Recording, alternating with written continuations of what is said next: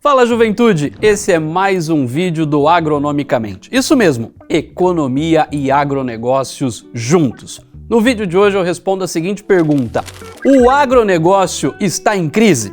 Certamente você já ouviu essa semana ou ao longo dos últimos meses discussões sobre produtores rurais pedindo recuperação judicial, o produtor rural está endividado, mas afinal, isso é verdade? O agronegócio está em crise? Acompanhe com a gente.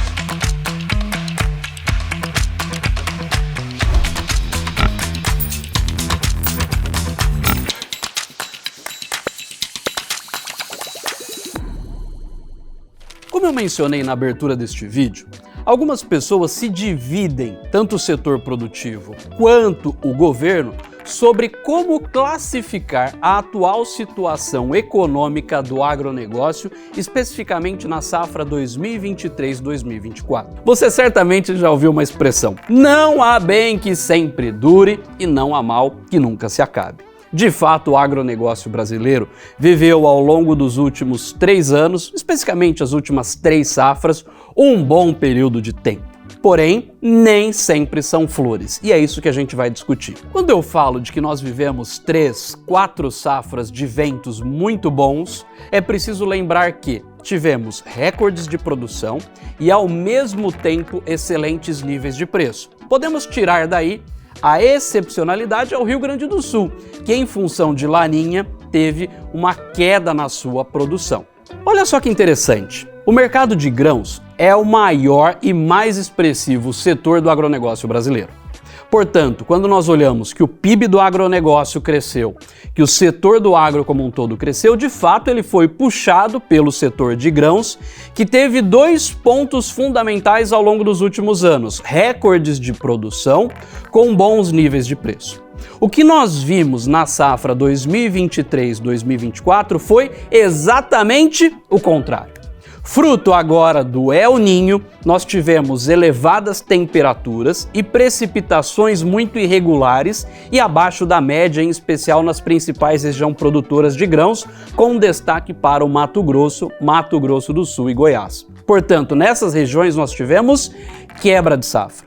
E do outro lado, nós estamos enfrentando uma retração dos preços das commodities. Portanto, diferente das safras anteriores, em que tivemos aumento de safra, aumento de produção com bons níveis de preço, na última safra, a safra 2023-2024, nós tivemos o contrário: quebra de safra e redução dos níveis de preço. Você deve estar se perguntando: Haroldo, mas esse não é um canal onde a gente também discute economia?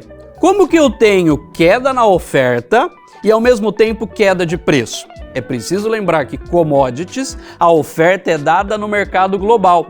Embora o Brasil esteja tendo uma queda relativa na sua produção de grãos, em especial de soja na safra 2023-2024, nós estamos tendo um aumento da produção global puxada sobremaneiro pelo nosso vizinho, pela Argentina. Então, independentemente da situação no Brasil, nós somos tomadores de preço em função da oferta global destas commodities. Antes de continuarmos, eu preciso aqui agora fazer um parênteses.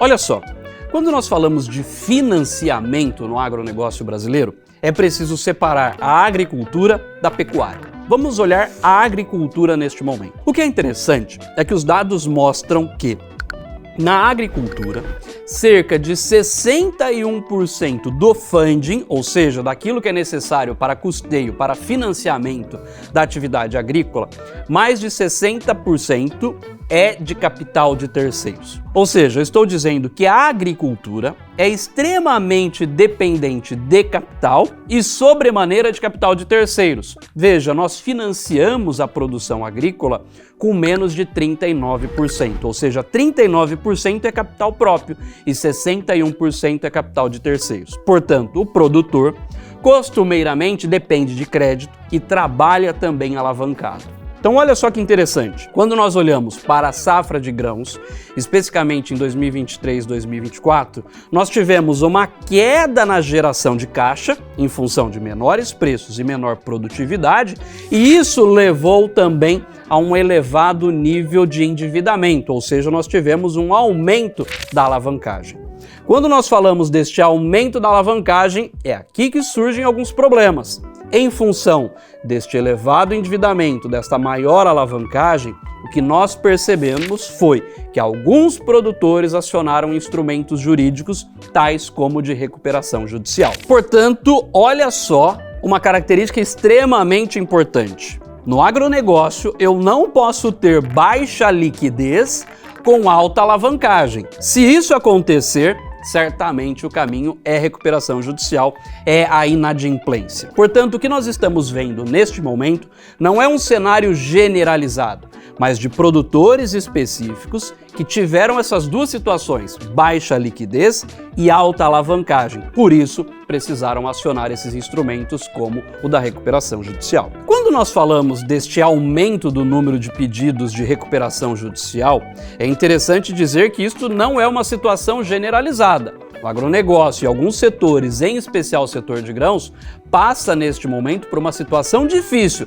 mas não é uma crise generalizada. A grande preocupação, em especial do governo, é o fato de que, primeiro, quando nós temos estes sinais de recuperação judicial, possa levar ao mercado um sentimento de crise e, indiretamente, um spread maior a ser cobrado no crédito do produtor rural. Então, primeira preocupação é de que nós podemos ter um aumento do custo do crédito e a segunda preocupação é até limitação neste volume de crédito. Portanto, ao invés de discutirmos sobre esta crise, a grande preocupação não é de fato que estamos vivendo uma crise, mas uma situação difícil.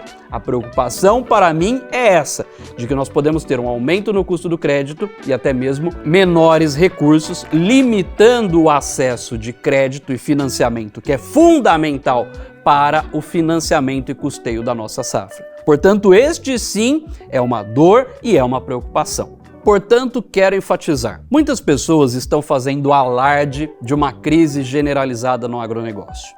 Não estamos tendo uma crise, porém, uma situação difícil em alguns setores e nomeadamente no setor de grãos.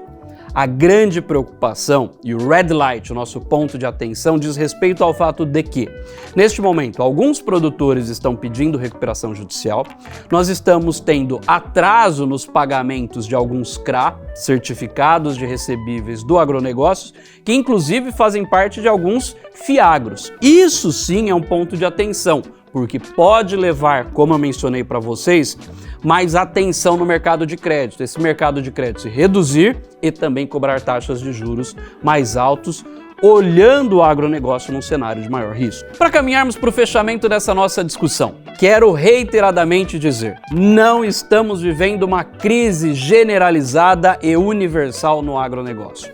Pelo contrário, ela está acontecendo em alguns setores, pontualmente e também localizado em algumas regiões. Não podemos generalizar os efeitos que acontecem em alguns setores e algumas regiões e que é muito comum no agronegócio, afinal vivemos uma indústria a céu aberto e dependemos não só das cotações, das quais somos tomadores de preços, mas também de São Pedro, afinal o clima, chuva, precipitação e temperatura é fundamental para a agricultura. That's all, folks, isso é tudo, pessoal, mas se lembre da máxima, não há bem que sempre dure e não há mal que nunca se acabe. Portanto, estamos passando em alguns setores por um momento difícil, mas certamente isso se acabará em breve. Valeu!